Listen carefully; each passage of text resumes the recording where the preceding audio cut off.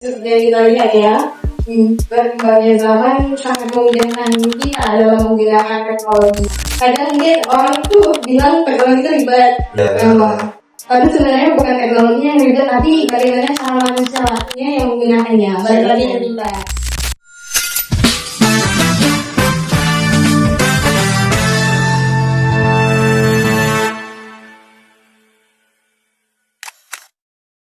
Halo teman-teman, selamat datang di Unity Space. Jadi kali ini kita akan ngebahas tentang topik yang pasti relate sama mahasiswa-mahasiswa zaman sekarang, apalagi yang kehidupannya tuh nggak jauh-jauh dari tugas kelompok, Google Docs, terus Microsoft, gitu-gitulah.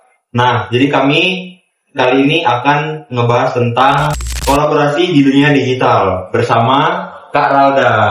Halo semuanya. Jadi mungkin kita nggak usah baku-baku kali ya ngomongnya. Iya, boleh banget. Jadi mungkin langsung aja materinya. Yang pertama tuh pengalaman kakak tuh apa sih di dunia kolaborasi gitu tuh? Terus tantangannya apa? Oke, mulai dari pengalaman dulu ya. Iya, boleh. Sebagai mahasiswa Unpra ya, pastinya banyak banget pengalaman terkait kolaborasi di dunia digital sebagai mahasiswa. Karena kita tuh pastinya nggak jauh-jauh dengan yang namanya tugas kelompok, yang pastinya itu lebih dari satu orang yang harus mengerjakan tugas tersebut kan. Nah, maka dari itu kalau pengalamannya itu banyak, karena banyak kali tugas-tugas proyek-proyek itu yang kelompok. Oh iya. Nah, kalau misalnya untuk tantangan tuh ada juga, banyak juga. Karena kita harus sesuai dengan jadwal teman kita. Kadang teman kita tuh bisanya di jam sekian, hari sekian, kita nggak bisa. Nah, makanya dari itu termasuk salah satu tantangan sih. Lalu tantangan yang kedua itu kadang nyesuaiin redaksi. Kalau misalnya dalam dunia digital kan kita harus nyatain data nih untuk ngerjain tugas, biar tugasnya itu sesuai dengan apa yang diarahkan sama dosen gitu. Nah, dari pengalaman tadi itu dari kakak udah 3 semester nih kan? Iya. Nah, 3 semester tadi itu kira-kira tools apa aja sih yang biasa dipakai buat efisiensi waktu dan biar persepsinya bisa nyatu gitu. Terus bisa ya gitu lah pokoknya. Oh iya, oke. Kalau misalnya untuk tools ya, kalau dari pengalaman kakak pribadi itu ada yang pertama itu ada Google Docs. Tapi ini karena bagus banget dan rekomendasi karena di dalam Google Docs ini kita bisa ngejakin. Yang dimana kita bisa ngecek ada fitur komentar atau suggestion. Kita bisa nge-komen nih kalau misalnya teman kita lagi buat sesuatu isi di dalam Google Docs tersebut. Nah, terus juga kita bisa cek siapa yang ngerjain apa. Misalnya teman kakak ngerjain latar belakang, nah kita bisa cek nih ini siapa yang ngerjain. Nah, terus bisa lebih gampang dalam menyatukan konsep, brainstorming kalau di dalam Google Docs. Nah, sebenarnya di Microsoft Word itu juga bisa. Microsoft Word yang kedua itu bisa saling kerja sama tim, kolaborasi. Nah, jadi biasanya gunain fitur itu juga. Terus yang ketiga itu yang paling sering, karena kan kita sering dihadapkan dengan project bersama lalu presentasi. Nah, itu kami gunain platform namanya Canva. Nah, karena Canva itu bisa sama tim dan bagus juga ada fitur komentarnya dan kita bisa ngecek apa aja yang harus kita buat di dalam Canva tersebut. Oh gitu ya kak ya? Iya. Nah dari semua tools tadi, kira-kira kakak ada tips and tricks nggak sih supaya kolaborasi ini jadi lebih efisien atau lancar gitu? Tips and trick ya, kalau misalnya dari kakak sendiri ada satu platform lagi yang kakak gunain, itu namanya Notion. Nah, Notion itu untuk tracking apa aja yang harus dibuat. Jadi kalau misalnya kita dalam kerja sama tim, itu kita harus tahu apa nih mau dibuat seperti apa. Jadi harus jelas pembagian tugasnya, perannya apa.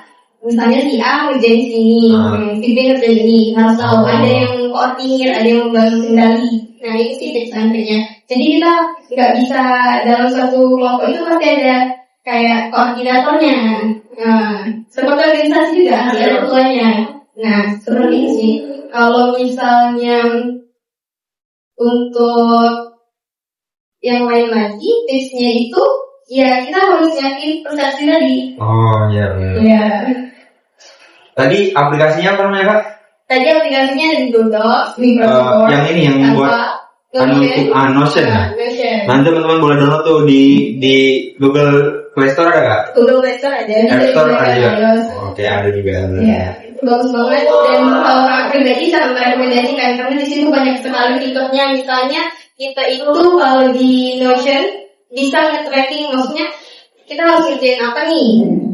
Di ada fitur, misalnya kita banyak tugas, kita bisa to-do list. Nah, namanya to-do list. Gitu ya. Ternyata guna banget ya itu ya. Iya, Saya mau tahu juga ada aplikasi kayak gitu Kak. bisa download juga. Oke, nanti saya download. Kita bisa bikin workspace kita sendiri, terus kalau kata orang Notion ini kayak second grade, kayak otak kedua. Iya. Jadi apa yang berputar-putar di otak kita tulis di Notion biar nggak kelupaan. Iya benar. Iya.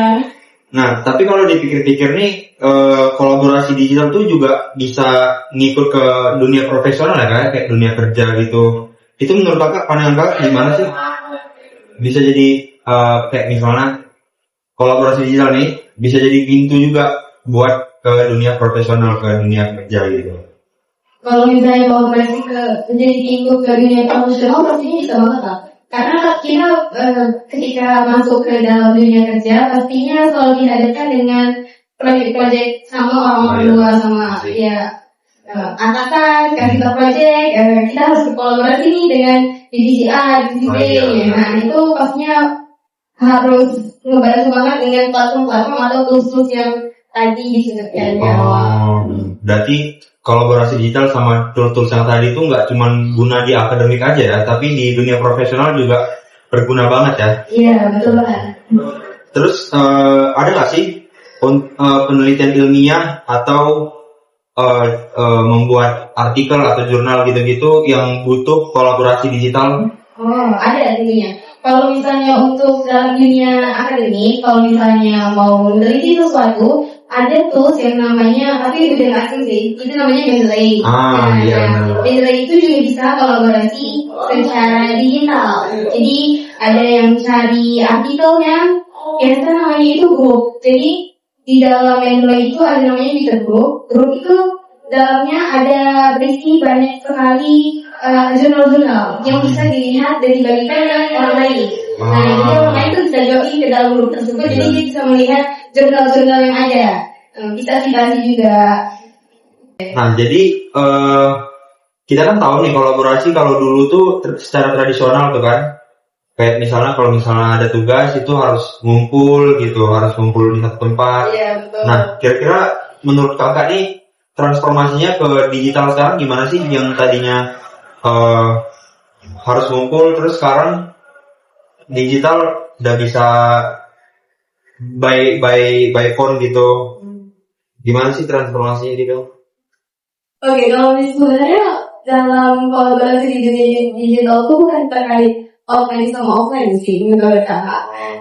Tapi bagaimana cara kita membangun kepercayaan komunikasi dan sistem kerjanya. Jadi kalau misalnya dulu di dunia tradisional ya, maksudnya belum semakin sekarang. Nah, kalau sekarang kan udah bisa WFH, work from home. Kalau misalnya dulu kan harus kita nyari dulu mau kerja di mana, tempatnya di mana, kapan, ya kan, sama ganti jadwalnya. Tapi transformasinya tuh cukup berubah. Kalau misalnya di dunia sekarang yang kita lihat dengan adanya dan beragam sekali tools seperti yang tadi disebutkan seperti ada Google Docs, Microsoft Word, Canva yang bisa berkolaborasi dengan orang lain, itu memudahkan kita. Terus kita juga bisa kolaborasi dengan orang yang bukan hanya ada di tempat kita, maksudnya bisa dari luar kota juga, luar negeri. Itu bisa memudahkan baik dari akademik maupun dalam dunia profesional seperti pekerjaan. Karena pekerjaan kan juga udah bertransformasi juga kan. Ada yang kerja cuma dari WFH, cuman ngetik-ngetik tapi gak terjual. Nah itu juga bisa memanfaatkan fitur kolaborasi secara digital. Bagus banget berarti ya, gunanya banyak banget inovasi ini ya berarti ya.